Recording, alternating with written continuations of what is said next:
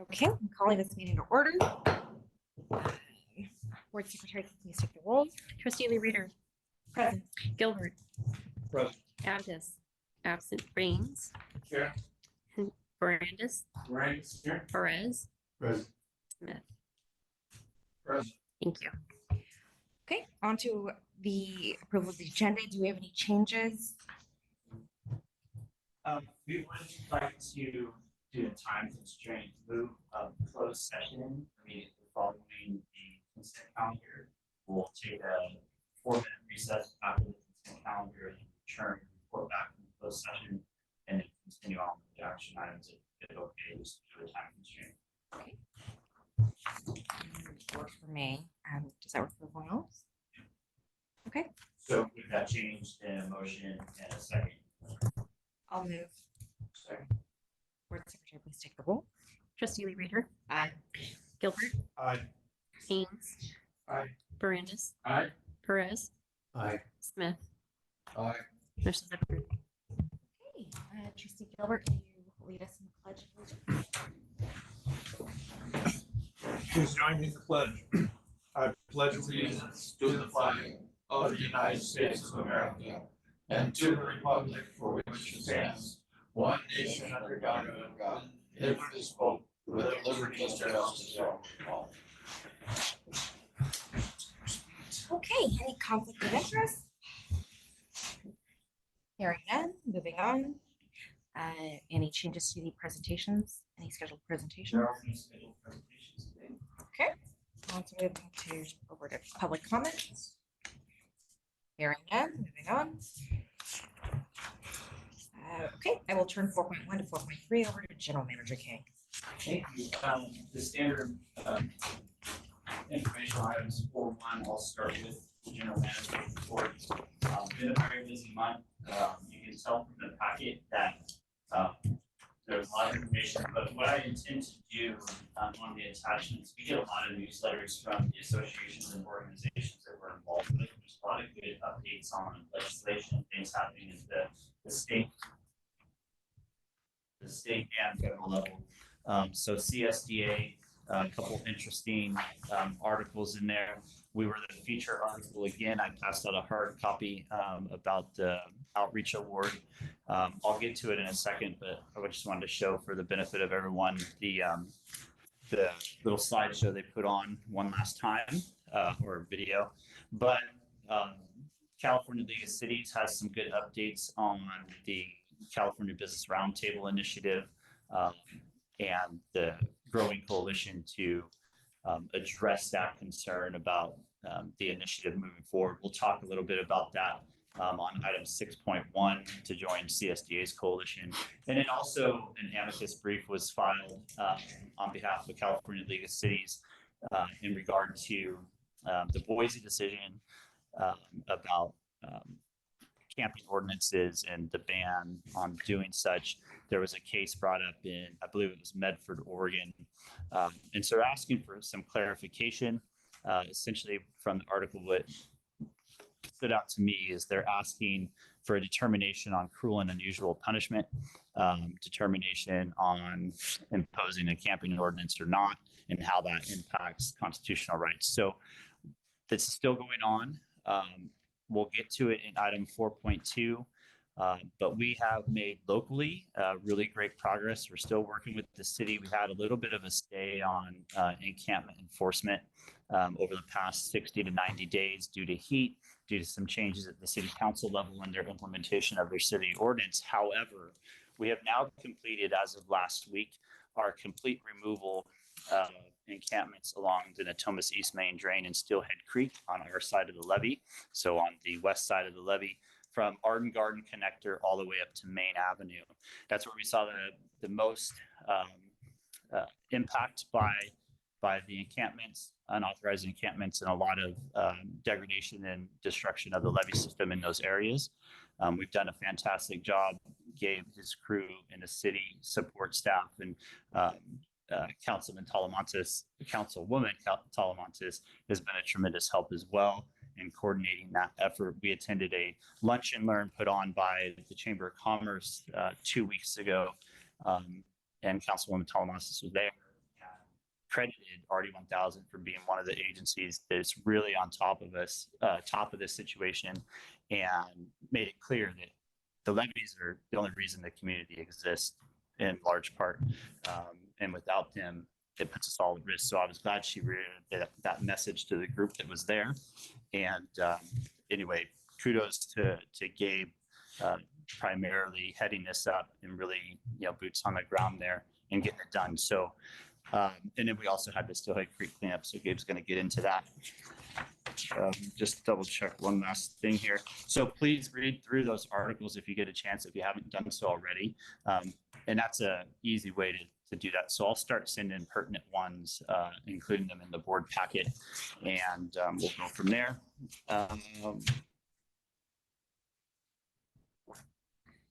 Yeah, so that's all I wanted to, and I'm just going to play this video if it works here. So this was the to be a flood protection district for a largely agricultural basin. The district was formed by dredging sediment from Sacramento River to form an exterior levee system.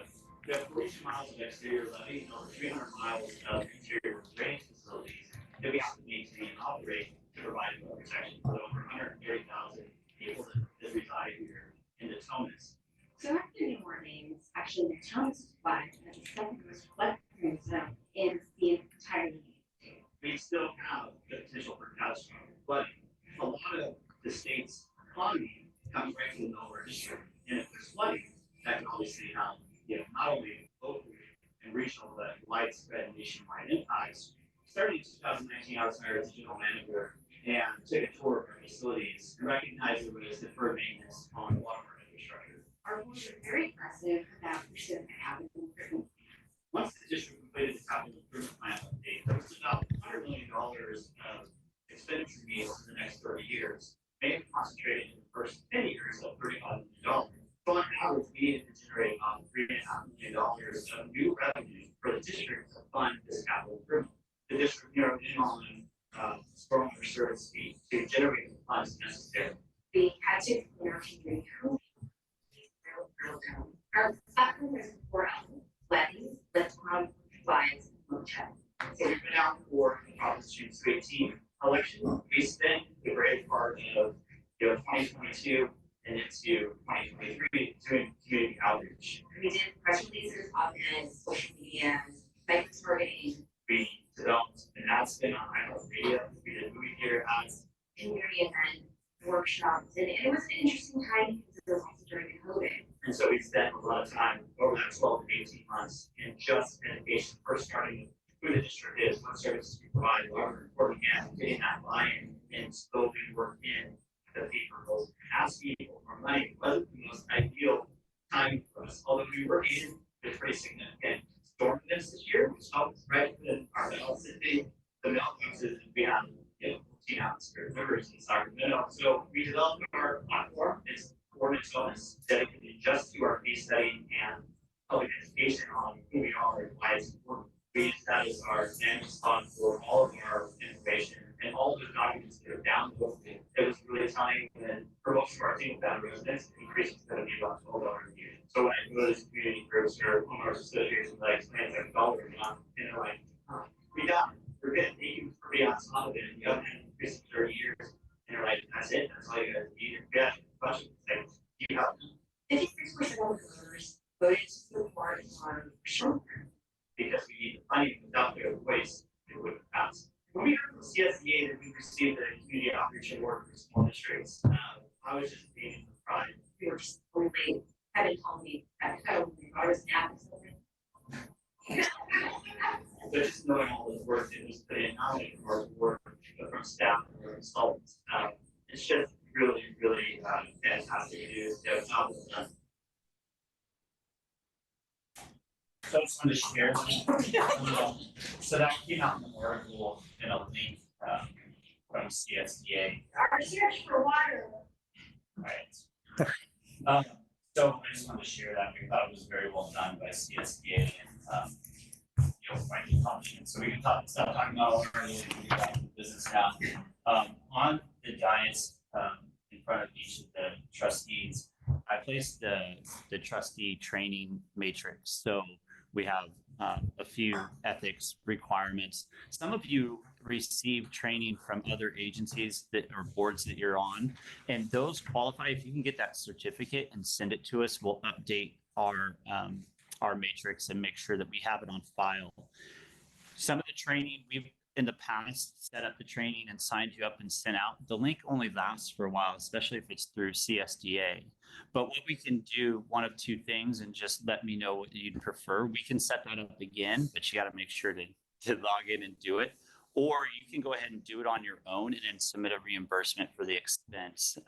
Some of the CSDA trainings are free, but I think these courses are required. So go at your own pace. If you don't want to be hassled with us setting it up, feel free to do it, and then just submit a reimbursement for your expense, and we'll get you a check cut for, just provide the receipt and the certificate, and we'll get it done.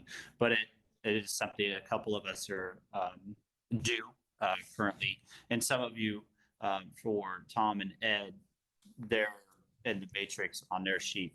They didn't have anyone due. They're compliant as of coming onto the board, but they're due in the future. If you have any questions on that information, reach out to me or Jolene. But Do I need to do anything I think you're good. I'll double check. next year? Okay. Yeah. So one of them's due. I think it's the sexual harassment training that's due next year. But I'll go over it, Tom. We have a couple things. We'll schedule a lunch and go over the Natomas stuff and that. So You did say training conducted by other agencies would work. yes, Great. as long as it Yeah. qualifies, because there's a couple different categories, but for elected officials, the training's a little different Mhm. than staff. So we're required as staff managers to do a subset or larger depending on your role. So let us know if you have it, and then we'll run it through and see if it qualifies, and then that'll alleviate that concern. So probably the best, easiest contact is just go right to Jolene with the training stuff. But if you feel more comfortable talking to me about it, so be it. And lastly, on GM report, we do have the High Water Jamboree tomorrow. So if any of the board members would like to come down and help with the booth, you're welcome to do so. We're going to be setting up our equipment and table starting at 8 o'clock. So I'm sorry. 6. It's 6 in the morning. The event doesn't start until 10. So, we have a few of our crew members and staff that are going to set up the table and be there. So no need to show up super early. But if you'd like to help, helping hands are always appreciated. And then it lasts until 2, I believe. Till 1, sorry, 10 to 1. Is it child friendly or? Yes, Okay. very, I'll be very, bringing my child. very, very child friendly. We have all of our new materials and logos. The jackets are in the back of the room, so try one on if you're going to go. You can wear the jacket, and we're still working on some hats and some safety equipment apparel for the employees with the new logo. So with that, I'll conclude the general manager's report and turn it over for any questions. We're coming up to flood season, and last year things got pretty dicey and a little bit of heartburn. When we have precipitation storms to that extent, can we have like a weekly email update so that all the trustees know? I know that Tom and I were aware, and we want you guys to join in on the fun and the stress. So Yeah, so that's a great comment, and we do intend to do that internally. We're using WhatsApp to track and log between shifts, particularly when we get into the emergency action program and implement that. If the river elevations are higher, I'll certainly provide weekly update depending on how bad it gets. Right, we may be busy, but I'll provide an update about where things are and send it out probably on a Friday, but maybe on Monday sometimes after we recover after a long weekend. And so once we start our pumping activities, I'll let you know. Until then, we have a lot of storage within the drainage channels themselves. And so once we start pumping, I'll let you know that we're pumping. And then when pumps go off, I'll let you know that as well, kind of start and end of a storm event and any triage that we had to do for that event. So I'll do that. It might not be weekly, just depending on how the rain patterns come. But if we start enacting the emergency action plan based on the river elevations, I'll send it out weekly for sure. Because last year, New Year's Eve was pretty nerve wracking. It So was. I just want you guys to join in. Especially with the power outages and things that we had. We have prepped, and Gabe will probably go over this in his report on item 4.2. We are prepared for the flood season. And you can see in the general manager's report, most of our pumping plants are fully functional, ready to go. But like last year, you don't know until it's tested in real time, given the age and condition of our infrastructure. So we're prepared for response to anything that comes up, and we'll do the best that we can to correct those when it happens, just like last year. And we made it through close, but we made it through. Could I ask about plant 8? I thought a couple of pumps were down. What percent are we About then? 75, 80% of that. Is what we have with those pumps down. Okay, thanks. That's still pretty good. And fortunately, with those down, we have done repairs to pumping plant 1A, and it is operational now, where for the past 25 years, it hasn't been run or capable of running. So we did those repairs last year. Now, again, that plant is very, very old, and I don't want to rely on it completely, but we do have a lot of capacity there if something happens at plant 8. And we may adjust our operating levels down to make room if plant 8, something happens there. So we're ready to go. And with that, any other questions for me? Could you remind me again on when the Corps starts to get work on 1B again? Oh, so Reach A, the schedule for construction is Hopefully next year. next. Okay. Yeah. Hopefully, we'll see. Yeah. And we got to be very careful on that. Pumping plant 4 is still offline, and it's going on the 3rd flood season now. Yeah. And we just can't have that same series of events that led to it not being online yet. So before we break ground and demolish everything, make sure the schedule stays right there. And I do have, I did talk with the colonel about making sure that RFIs are responded to quickly, because that's what led to a lot of delays. The contractor was asking for information, then it's got to go up and back down and back up and back down through the Corps to get it out. And so some of these things they have 2 weeks, they need information back, and it's been 60 to 90 days sometimes. So that's part of the delay. And so hopefully some of that improvement will come. So, all right, thank you. We'll move on to the operations manager's report. I think if I can move this. Go ahead, Gabe. All right, yeah, so some key features here. Yeah, we're finishing up mowing for the year. We spent a bit of time doing that this past month. We performed the coontail treatment, aquatic coontail treatment, went very well. A lot of homeless encampment postings and cleanups. We cleaned. We should be finished with Home Depot today, and Airport and San Juan. We did finish up the NEM deck. We yielded about 80,000 pounds of garbage on the NEM deck. So it was quite a bit there. Obviously, like Kevin spoke of, Stillhead Creek, we removed about 50,000 pounds at Stillhead Creek. That was in conjunction with American River Water Lines, which is the volunteer group. They've been picking for us for a while now, and then American River Flood Control. So pumping plants, yeah, they're all functional. We're doing maintenance on the motors or the pumps next week, so change all the oil to ensure we don't have any issues there. And that's really about it. We spent a lot of work on Plant 5 design. So a lot of my time has been spent on the design of Plant 5. And then our FMAP vegetation for this year starts in October 30th. So that is from Sierra Health down to Truxell Road. We're going to do the water side veg clearing using FMAP funds. So that's going to kick off here in a couple weeks. Other than that, that's about it. If you have any questions. Just one comment. My heart goes out to our people that have to work with the homeless. You have to be sensitive to their problem, but it's a nasty job cleaning all that up. So I don't know if that's hazardous duty pay for our people, but I just want to express my thanks for them going out and doing that. And I know it's a tough job. Absolutely. It's hard work. For the most part, we stay inside of our heavy equipment. We don't get out and handpick. If we do need a handpick, I'll hire out forensic plan to do that. But yeah, it's definitely a tough job. On to district council's report. Good morning. If you can hear me, I'll skip the microphone, but, oh, look, on the microphone. Good morning. So, really just a brief report here. Kevin referenced all the activity that's going on the, California Business Roundtable initiative. And I sent you a brief note about it before. Just know that initiative, has been, is subject to a petition for hearing before the Supreme Court, California Supreme Court, to have it removed from the ballot. That's being supported by the governor and legislature, as well as a number of amicus briefs that have been filed and letters that have been filed, raising concerns about the way in which the initiative may impact the levy of local agency fees. There's a pretty broad coalition that has interest in this.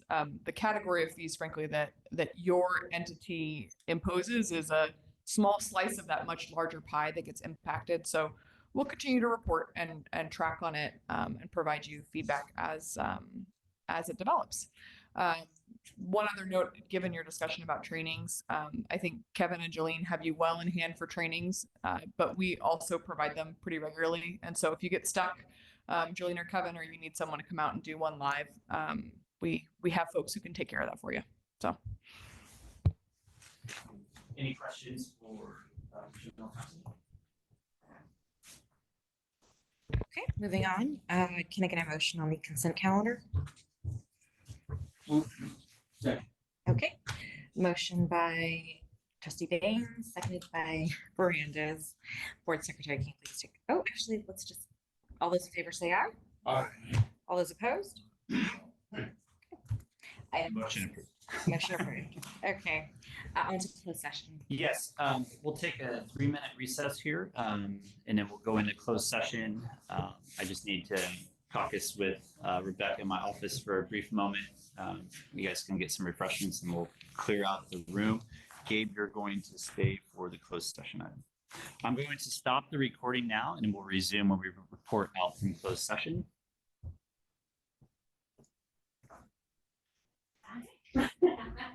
I think we can pause, right? Or just stop. No. Stop.